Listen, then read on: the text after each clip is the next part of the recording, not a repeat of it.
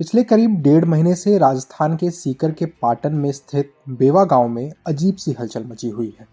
हर सुबह पुरातत्व विभाग की टीम जैसे ही गांव में खुदाई के लिए पहुंचती है, गांव वालों में भी उत्सुकता जाग जाती है कि आखिर आज की खुदाई में मिलेगा क्या। लेकिन जैसा कि अक्सर हम देखते हैं, लोग खुश हैं, उत्सुक भी हैं, लेकिन उससे ज़्यादा आशंकाओं और अफवाहों का बाजार गर्म है। गांव वालों में ये अफवाह फैली हुई है कि ये जो खुदाई चल रही है उसमें यदि विभाग को सोना, चांदी या फिर कुछ ऐसा मिल जाता है जो देश की गौरव या फिर कोई महत्वपूर्ण चीज़ है, तो गांव वालों को यहाँ से हटा दिया जाएगा। ये हमारे विलेज में खुदाई चल रही है। 18 जनवरी 2023 को चालू की थी। इसमें कई दीवारें निकली हैं, कई मटकी निकली हैं और कई तरह के चूड़ी, बैंगनिया कलर कई चीज़ें निकल रही हैं। हमें इतना पता इसके बारे में मालूम नहीं है, ताकि वो जो ये पुरातत्व विभाग वाले हैं ये बताते हैं। कई चीज़ें, पुरानी चीज़ें निकल रही हैं और हम ये जानना चाहेंगे कि इसकी और खुदाई होगी या नहीं होगी। लेकिन इसकी खुदाई शायद होगी, क्योंकि इसमें बहुत मध्यम काल तक की चीज़ें तो निकल चुकी हैं। अन्यथा इसमें और भी आगे जैसे 3000 4000 वर्ष पुरानी भी चीज़ें निकल सकती हैं।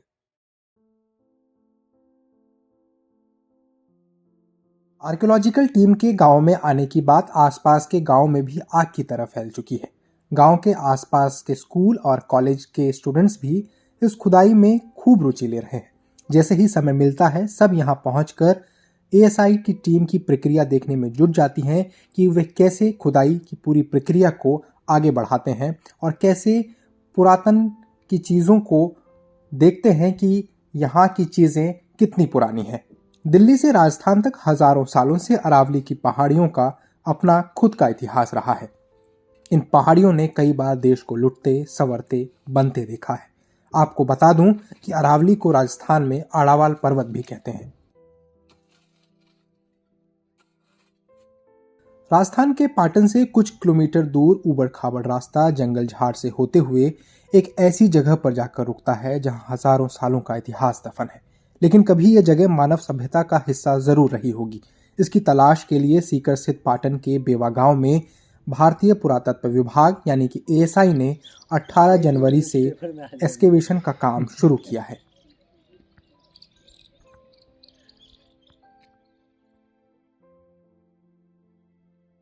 भारतीय पुरातत्व विभाग यानी कि आर्कियोलॉजिकल सर्वे ऑफ इंडिया देश के अलग अलग हिस्सों में 30 से ज़्यादा जगहों पर एक्सकेवेशन ड्राइव चला रही है, जिसे अभी हाल ही में मंजूरी दी गई है 2022 और 23 के लिए।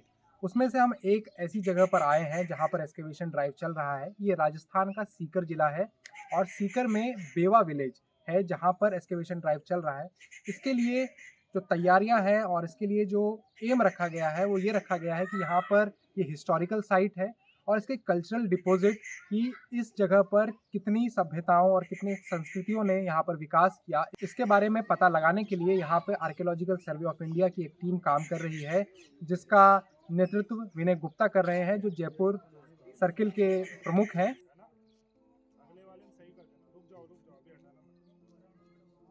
आर्कियोलॉजिस्ट विनय गुप्ता ने बताया कि यह क्षेत्र कॉपर स्मेल्टिंग बेल्ट रहा है। यहाँ के पत्थरों में तांबा और लोहा काफी मात्रा में है। यहाँ से पास में ही खेतड़ी है जो कि तांबे के लिए पूरी दुनिया में प्रसिद्ध रहा है। इसलिए यह जगह हजारों साल पहले भी उपमहाद्वीप के लिए सप्लाई करता होगा। साथ ही इस जगह की अपनी एक पहचान होगी जिस पर इस क्षेत्र का प्रभाव होगा। सीकर के बेवा विलेज से जहाँ पर ये एक्सकेवेशन ड्राइव चल रहा है, यहाँ से करीब 15-16 किलोमीटर दूर गणेश्वर एक जगह है जहाँ पर 1980s यानी 1980 के दौरान एक्सकेवेशन ड्राइव चलाया गया था और वहाँ पर एक नई सभ्यता की खोज की गई थी जिसे गणेश्वर सभ्यता नाम दिया गया था। इसके बारे में ज़्यादा जानकारी तो नहीं है, लेकिन एक एस्टिमेटेड डेटिंग जो बताई गई थी वो 2800 BC की बताई गई थी, जो कि अर्ली हड़प्पन फेज था। लेकिन ये वाला जो इलाका है राजस्थान का सीकर, ये हड़प्पा कालीन नहीं है। लेकिन अभी जो सीकर में के बेवा विलेज में जो एक्सकेवेशन ड्राइव चल रहा है, यहाँ पर एक लक्ष्य ये भी रखा गया है कि यहाँ पर गणेश्वर सभ्यता से मिलती जुलती चीज़ें यहाँ पर आइडेंटिफाई हो सके, क्योंकि ये बहुत ही नज़दीक है उससे, और इसी को लक्ष्य में ध्यान रखते हुए यहाँ पर काम चल रहा है। और करीब 1.5 महीने से ज़्यादा का समय हो गया है यहाँ पर आर्कियोलॉजिकल सर्वे ऑफ इंडिया की टीम लगातार काम कर रही है, ताकि यहाँ की क्रोनोलॉजिकल लेवल पे डायनेस्टीज़ और संस्कृति कैसे बढ़ी और पनपी, उस पे किन किन लोगों का प्रभाव रहा, किन किन संस्कृतियों का प्रभाव रहा, इसके बारे में ज़्यादा जानकारी उभर कर सामने आए, इसके बारे में पता लगाया जा रहा है। पिछले 1.5 महीने से खुदाई में जुटी पुरातत्व विभाग की एक छोटी सी टीम को अभी तक sling ball, stone, broken spear, sprinkler, pot sherds, pot lid knob, vessel knob, चूड़ियाँ, चारकोल सैंपल्स, फर्नेस मिले हैं। साथ ही मध्यकाल की कई पॉटरीज भी मिली हैं। विनय गुप्ता की एक टीम भी काम कर रही है यहाँ पर, जिसमें 8-9 लोग शामिल हैं, जो सुबह 8 बजे से लेकर शाम के 5-6 बजे तक काम करते हैं। और यहाँ पर आप मेरे पीछे देख सकते हैं, यहाँ पर एक साइट है जिसे ये ट्रेंच है जिसमें 4 क्वाड्रेंट होते हैं, उसमें से ये एक क्वाड्रेंट है जहाँ पर खुदाई हुई है। और इस अलग अलग स्ट्रेटिफिकेशन लेवल में इसका पता लगाया जाएगा कि यहाँ पर किस किस दौर के कल्चरल डिपॉजिट्स हैं, ताकि यहाँ के आसपास के लोग यहाँ के बारे में, इसके ऐतिहासिक महत्व को जान पाए और ये भी पता लगाया जा सके कि यहाँ पर संस्कृति कैसे फली और फूली।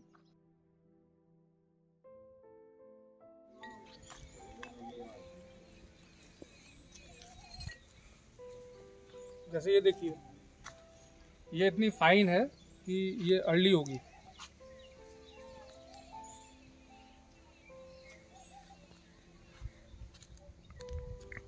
कौन से समय की होगी ये? अभी तो ये मेडिवल कॉन्टेक्स्ट में ही आई है, लेकिन हो सकता है कि नीचे से ऊपर थोड़ी आ गई हो कभी।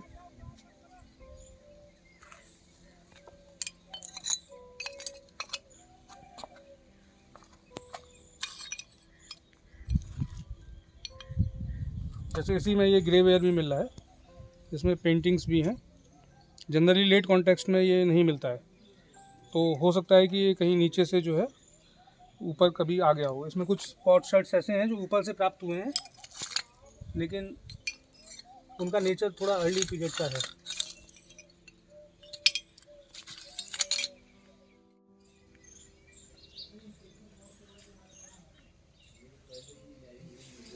सीकर में जो एक्सकेवेशन चल रही है उसमें कुछ इम्पॉर्टेंट चीज़ें मिली हैं, जिसको यहाँ पर पॉटरी यार्ड में एक्सकेवेशन ड्राइवर्स ने यहाँ पर रखा हुआ है, एक्सकेवेटर्स ने। यहाँ पर मैं कुछ चीज़ें आपको दिखाना चाहूँगा कि क्या क्या चीज़ें मिली हैं।